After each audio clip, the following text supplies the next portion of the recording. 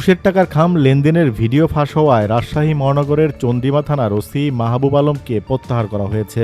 শনিবার ৬ জুলাই দুপুরে Rajshahi metropolitan police commissioner বিপ্লব বিজয় তালুকদারের নির্দেশে তাকে চন্দ্রিমা থানা থেকে প্রত্যাহার করে সদর দপ্তরে সংযুক্ত করা হয়েছে।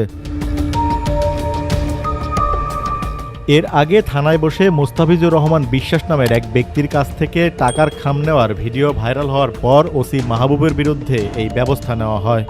সামাজিক যোগাযোগ মাধ্যমে ভাইরাল হওয়া ১ মিনিট ২৬ সেকেন্ডের ওই ভিডিওতে দেখা যায় ওসি মাহবুব আলম তার চেয়ারে বসে আছেন। টেবিলের অপরদিকে চেয়ারে বসে থাকা এক ব্যক্তি ওসির কাছ থেকে একটি খাম চেয়ে নেন।